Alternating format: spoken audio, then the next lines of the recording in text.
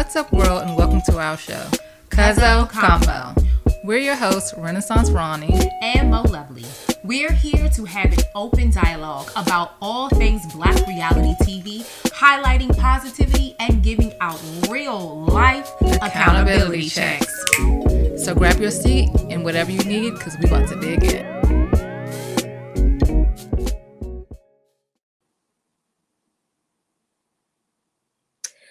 Hey, what's going on, everybody? Welcome back to another episode of Cuzzo Convo. Yes, so you see us different.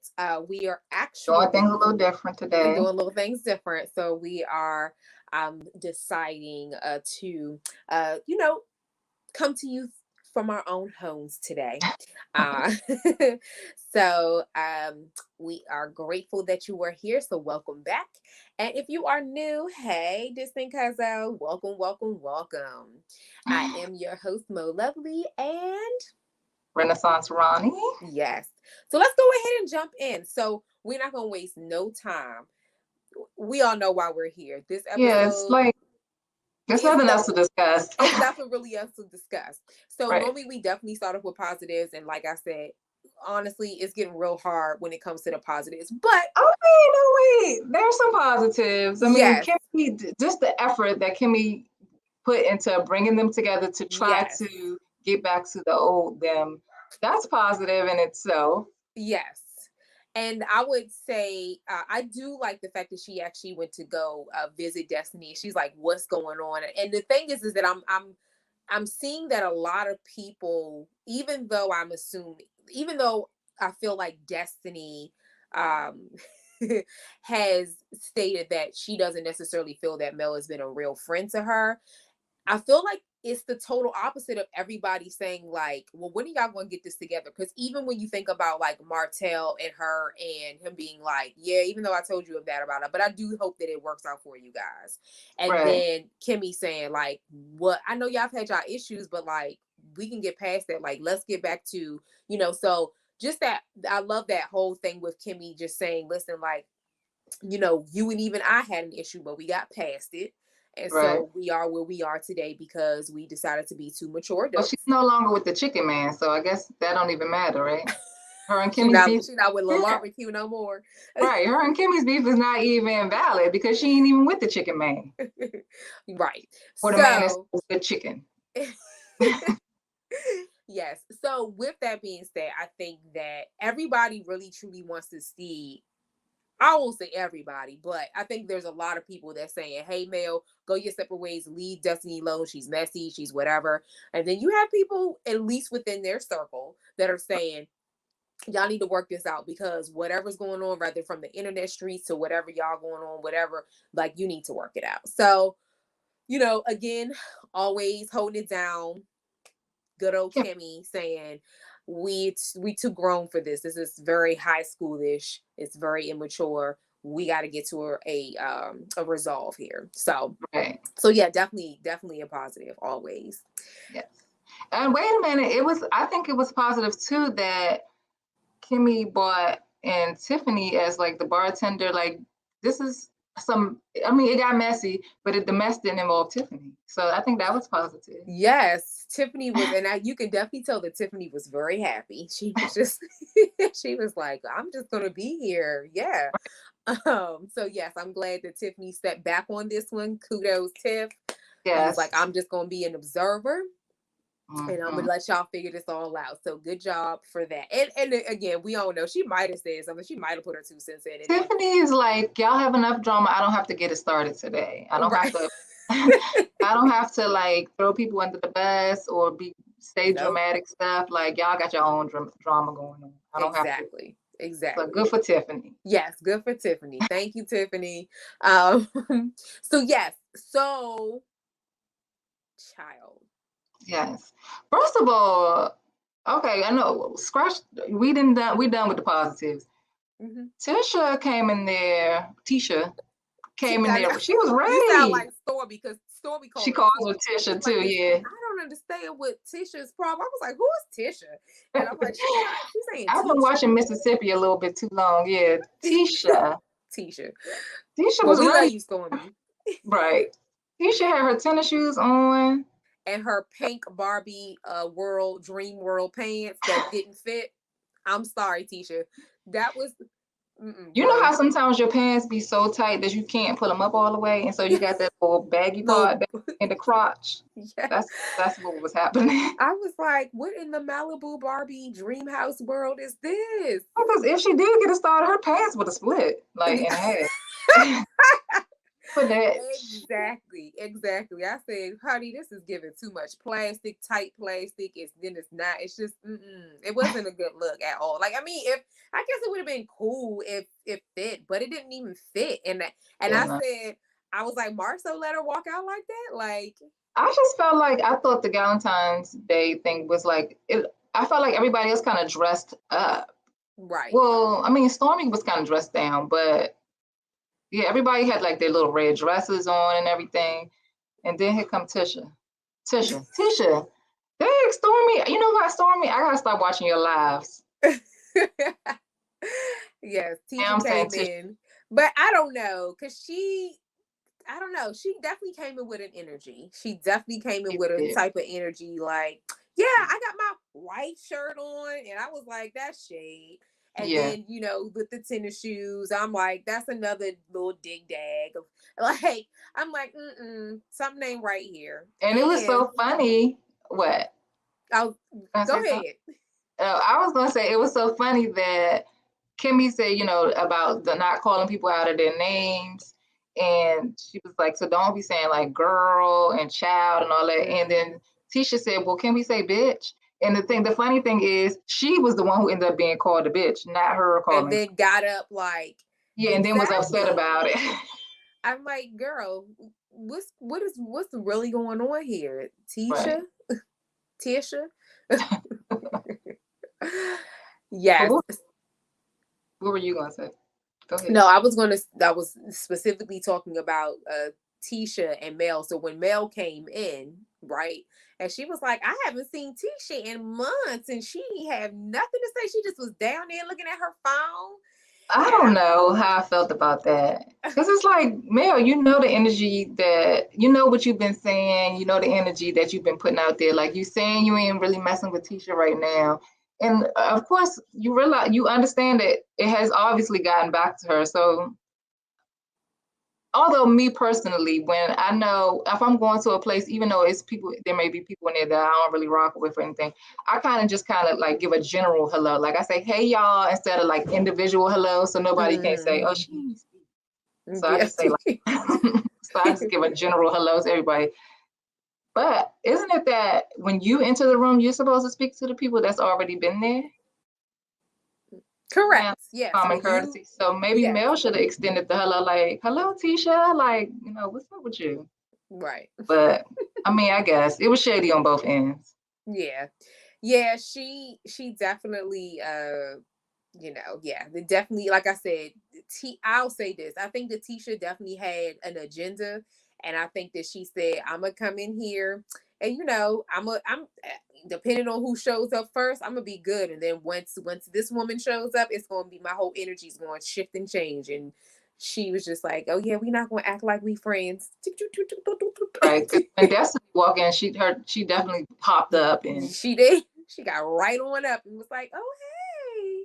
Right. So, yeah. So, so I don't even know where to begin with all of this. So Kimmi had the icebreaker games, I guess, to I guess just kind of figure out where everybody's energy was. And I think the game was truths about you and then misconceptions. Mm-hmm. So I think what Kimmi's thought process was that through the game, that when people listed basically their misconceptions, they would be able to kind of like explain themselves and then get feedback from the other. I don't think her game went the way she went. I think people just listed their stuff and then it was like, well, at least the way that it came off on camera, it was like, oh, this is the truths about me and these are the misconceptions. And it was just like silence, like, oh, okay, good, next. Right. And it was like no discussion behind what they wrote on the paper. Yeah. And So the that thing is, I think Kimmi did bring up one person about, she's like, is it who was it that she brought up about their particular it was somebody. it was Tiffany, because Tiffany wrote it wrong. Like she wrote, is that what you're talking about? Because Tiffany, she wrote that the misconceptions is that I'm messy or something like that. And so Kimmi was like, so that's a misconception. So it's true that you are messy? Right. So basically Tiffany had it right, even though that's not what she meant. She had it right this time because you are messy. So yeah. But anyway, let's just get into it. So I guess what ended up happening is they kind of tried to Tisha basically started talking about how at Melanie's Christmas sleepover slumber party, how Kiki was invited and how there was some discussion about Marcel and Tisha. And she basically said, Kiki is the one who told me that y'all were discussing me. When, if I remember correctly, I guess Kimmi brought it to her, but then she had a discussion with Kiki. Correct. I think it was a lot of chatter about Kimmi being the one. Like, I guess people felt like Kimmi should have been more blamed in the situation, but Kimmi really didn't. I mean, at least, again, you got to say, at least the way it was filmed, Kimmi just said, baby, you want to have a discussion with Kiki about, because there was some chatter about you at the party. Like, right. And she let Kiki be the one to explain exactly what was said. So Melody got Kiki on the phone. Child.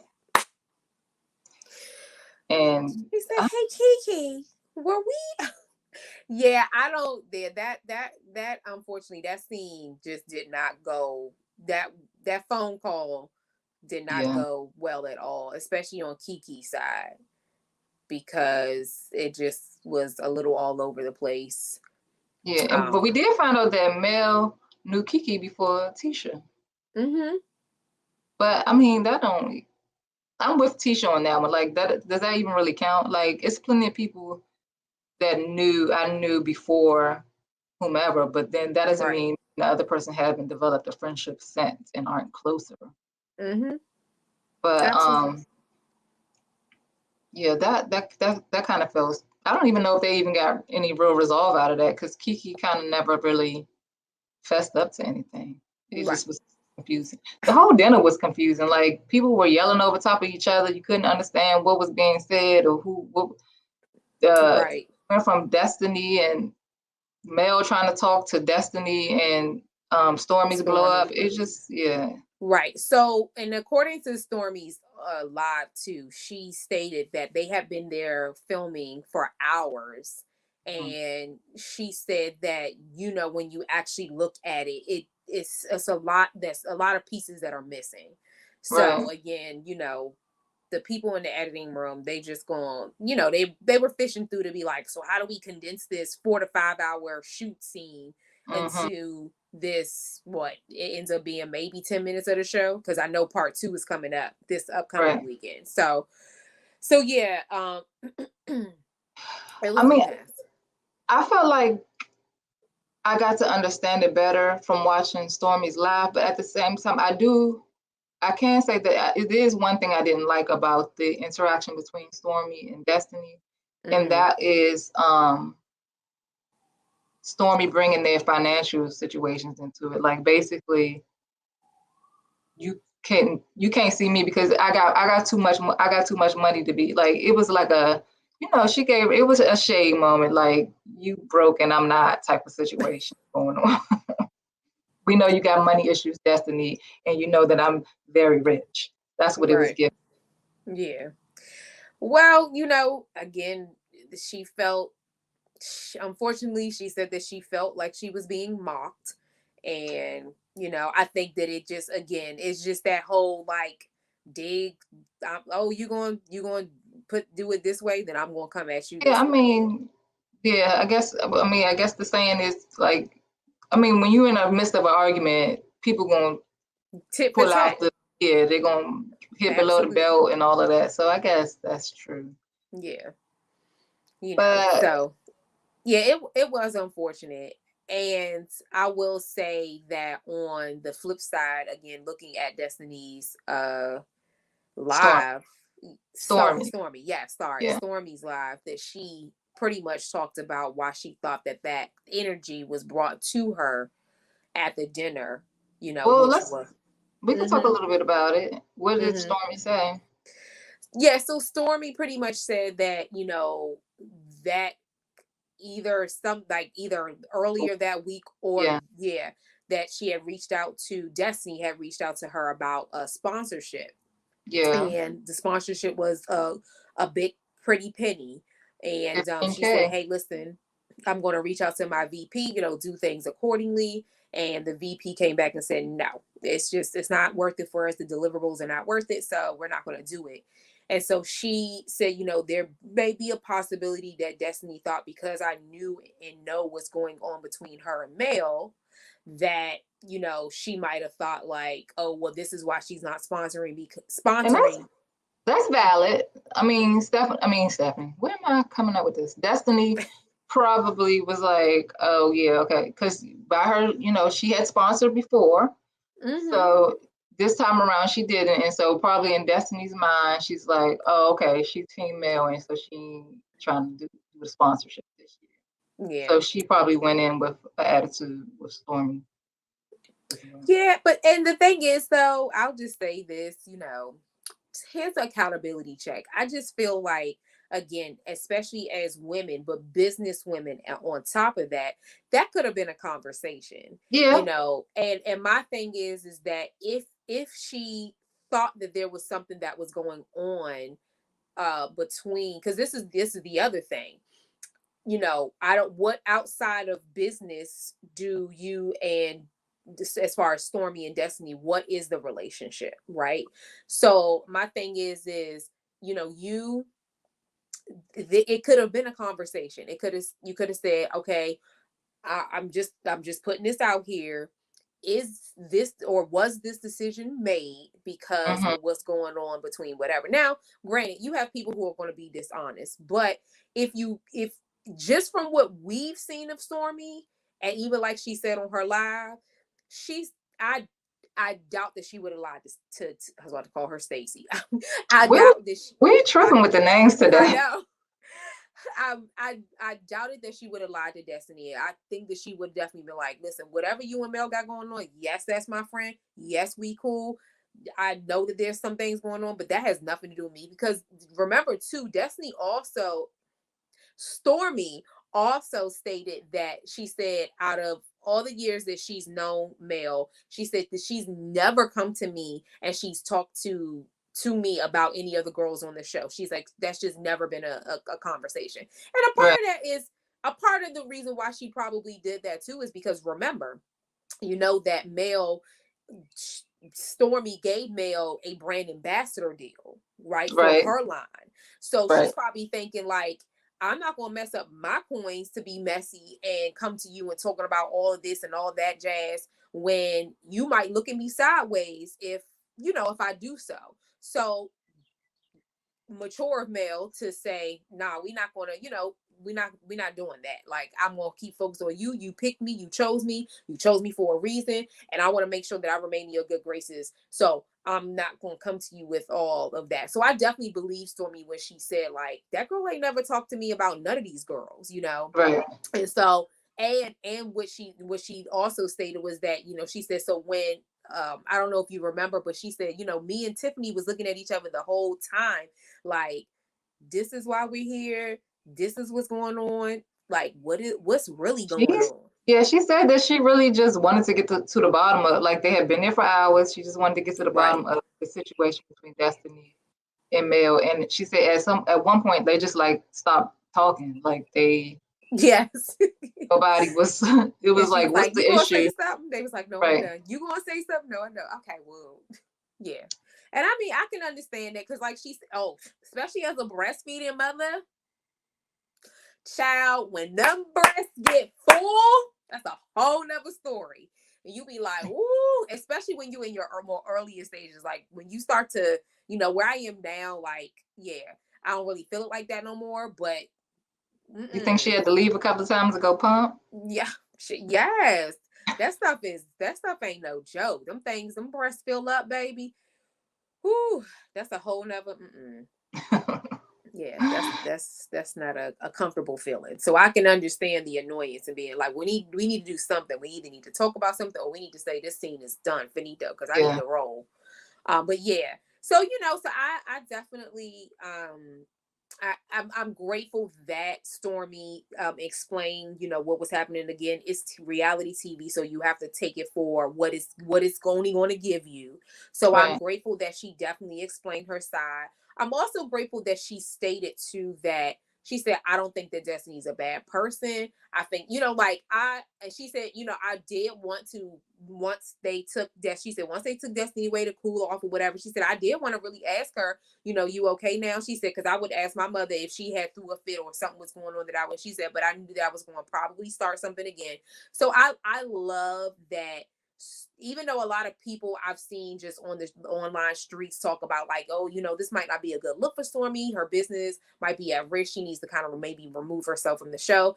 I would have to honestly say that I think that I don't think that this scene or whatever is taking her away from business or Stormy got a mouth. Huh? Stormy has a mouth. Stormy has a mouth, but I don't know, I don't really see it really. To me, I only see if we start to see her being like a liar, a manipulator, but I don't see. Yeah, that's true. I mean, I think people see it more like they don't see her as like messy or anything. They see her as keeping it real. Right. So I don't think it would hurt her brand either. Yeah, and I think that you have a lot of people, and she mentioned something really interesting too. She said, because I think a lot of people were pretty much talking about, oh, you're just loud, you're ghetto, you don't know how to talk proper or whatever. And she was like, oh, I know how to talk proper. I've been told to code switch, and she said, I'm a businesswoman. When I go into business meetings, she said, what I sound like on the show is nothing what I sound like in a board meeting or whatever. So she said, I ain't get this far by, right, being the girl from DeKalb, Mississippi. But and I mean that's rightfully so. I mean, I remember having a conversation with Professor Katz, and I remember when she first came to one of my shows, she said, this is so interesting to see you evolve in this character. And she said, and then you still got your little DC thing. She said, ain't nothing wrong with that. DC. Yeah, we definitely have our DC accents. Yes, for sure. And a lot of people up north be like, you from the South? I'm like, no, I'm not from the South. But, DC is below the Mason-Dixon line. So we're considered the South. But I don't think we are. I don't think we have a country accent. I mean, it's just a DC thing. I don't even know how to describe it. Yeah, I don't know how to explain it either. But yeah, so but no, I'm all team Stormy. I love Stormy. I know. I do. I love Stormy. I love her. I love everything about her. I do. I don't know. And I love the fact that she said that throughout the rest of the season, she said, we filmed, but I hope that y'all get to see, more of me. And she said, actually, what the show really started off as, really truly looking at Black couples, Black success. So yeah, so I hope that we do get to see that, because for sure they definitely kind of brought her in because she is going to keep it real. She's not going to hold her tongue. Even though she said, oh, I was sitting there quiet for a long time. And that's true. She was. Because I was like, both her and Tiffany. Because again, Tiffany never said anything. She just was just sitting there. And then Stormy was like, y'all, it had been at this point this many hours. And I just was like, we need to get somewhere because we're not getting anywhere. Mm-hmm. So I get it. I get it. I don't think there's any harm in that. When you have, especially when you are a breastfeeding mother. And then she also talked about her she was like, she said that she also has social anxiety. So she was like, I have a limit to one drink. She said, but that drink normally, and she was like, yeah, so I can say some things, but I don't know. I love her. I love you, Stormy. We would definitely be friends. Like, she would definitely be my friend. Cool. She would. Like, I could definitely, and I again, I love her transparency. Like she talked about, she said, I have a lot of walls built up. I don't let a lot of people into my space. And she said, just like I told on the show, she said, when Tiffany's like, we're good, and she looked at her and she said, y'all, that was real. I just told her, like, we're going to take it day by day. And I respect that, because Right. again, everybody doesn't, we don't know everybody's story, but I think that it was definitely mature, Stormy, to say, hey, listen, I should not have, I'm taking accountability. Right. I know we were at this party, whatever like that. Let's start over. And well, I mean, And part two. Part two is coming up, so we'll see how at least the show portrays their reconciliation, or how they figured it out. So right. And Yeah. I mean, so we get to see that, and then it looks like it's going to take a deep dive into the whole Marcel and Tisha scandal. Yeah. So I mean, it's like, Melody and Marcel's whole drama has kind of died down. Like, we know, the side lady's there. She got a baby. We know that situation. There's nothing more to talk about with that, unless like Martell has another baby with somebody else. Like, it's nothing else to talk about that. So now it's like, okay, let's move on to Marcel and Tisha's marital drama. So here we are. Well, and this is interesting. Did you see the live of Tisha and Marcel? I did not. Yeah, so apparently there was a woman on Tisha's live. This is Tisha's live, and Marcel was just sitting next to Tisha, and she said, "Hey, Marcel, if you cheating on your wife, would you cheat on your wife with a big woman like me?" And I know, first of all, that's ruthless, rude, and disrespectful. Who is coming on somebody's live? Trying to holler at their man. Live, the wife's live, and saying something like that. Like, who does that? Y'all are some of these women. I'm telling you, I just Jesus. Well, what was Marcel's response? He said no. And Tisha, Marcel can play. Right. So he said no, and then Tisha turned and said, well, what do you say no to? He said, me and date a big woman. And she was like, not about cheating? And I was like, oh Lord. And then like, yes, exactly. So he knows how, let me tell you, Marcel definitely knows how to stay relevant. Okay. I don't care if this show ends, if they say, hey, we're no longer focusing on Marriage and Love and Huntsville. Love Child. Y'all know I be getting them names mixed up. Love and Marriage Huntsville. And we moving on. Let me tell you, Marcel is going to make sure that the internet streets is going to continue to be entertained, okay? But I'm sorry. Like, yo, how disrespectful can you be? Marcel, like, I'm sorry. Like, it would, if you're answering that question, for me, it should be a straight up, first of all, why are you even coming into my wife's live and answering that question? That's number one, you're wrong. Number two, somebody big like you, no, I'm not cheating, and no, I'm not, I wouldn't cheat with nobody. I don't care what size you are, I don't cheat on my wife. Right. No, absolutely. But I'm just saying, like, breaking it all the way, since he said no, he wouldn't do no big woman. I'm saying break it all the way down so that there leaves no room for anything. Right. Like, and I don't know. Like, I think there's a fine line between entertainment and just plain up disrespect. And so Tisha was hilarious because she said, you ain't seen the real Tisha yet. I said, ooh. I think we're getting a glimpse. Tisha, she's Miss Wanda's daughter. I was like, well, wait a minute. Will the real Tisha stand up? Oh, I would love for the real Tisha to stand up, because first and foremost, Tisha, the real Tisha that needs to stand up is, you ain't got to be ratchet and whatever.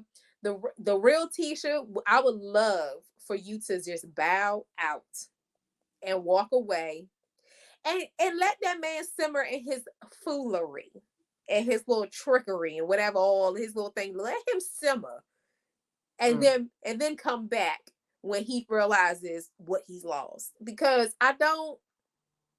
It's just it's too much. My husband would. It's kind of off subject, but on subject. We did learn a little bit about Tisha's business acumen. Like she sold she owned an apartment building apparently. Mm-hmm. She sold it so she can buy into Skull. So she is, she's making some business moves. And I wish they would talk more, like we could know more about what they're doing. Like just to hear, I like to hear. We kind of skipped over this, but I did like to hear how when Maurice and Marceau were having their conversation about just all the things that the projects, apparently, Marceau has built hotels in Huntsville and, a lot of like retail businesses. So Marceau's messy, but apparently he's a good businessman. So. Oh yeah. And that's the thing. Can't take anything away from him when it comes to, those things for sure. When it comes to business, I mean, he's definitely doing it for sure. But as far as the personal, it's like, and that's the other thing. I would love. It seems also like everybody, like I don't see the men like having friends. Obviously, we see Marceau, Maurice. They're brothers though. And then Martell was a friend, but he was also a business partner. But I don't see any friendship amongst the men. I mean, that was the other guy that used to be around him, Cedric. His name Cedric? Yeah, it wasn't, but and I guess LeBeric was their friend, I guess. I think LeBeric was Martell's friend. I don't know. But I don't know. Like, I would love, I don't know. I would love to see like other men. And I mean, Maurice does a good job with checking his brother for sure. He's like, you need to get together. But I don't know. Like, I would love to see like men friendships where like they're sitting down, and even them talking about specifically, like, because all we normally see through the men a lot of times, and especially now, because obviously with the Martell messiness, that drama that's now kind of like died off. They're not really they're talking all business, but like I'm waiting for the scene from, like, whether it's from Maurice or somebody, to sit down with Marceau and say, dude, like, yo, what you do is just totally disrespectful. I mean, they tried that at the dinner table, remember, with the other brother who I thought we thought was going to be on the show, the other brother and his wife. But it seemed like it was more like kind of Kimmi that said, you don't think that what your wife whatever, I don't know. Then again, we know that scene, they probably could have been sitting at that table for hours. 3 hours, exactly. Yes, this is true. But so more to come this season. And then there's Love and Marriage DMV that'll start this week or next week. I think it is this week. So we'll get to check that out as well. Yes. And being as though we are from the D and DMV. Yep. Actually. Yes, we're actually from DC. We're Washingtonians. Yeah. Born and raised. But yes. All right, y'all. Well, thank you for joining us. And as always, make sure that you love up on that like button. Yes, like and subscribe. Yeah, like and subscribe and share. And we hope that you guys liked this setup. You know what, y'all? I'm gonna get my setup together. Like, Mo Lovely got her nice background, and I'm just got this blurry. Like, the whole time I look like a bottle, and mine is blurred out. And like a talking head. Yeah, I'm gonna get it together though. It's all good. All right. Well, we will see y'all next week. Peace. Bye.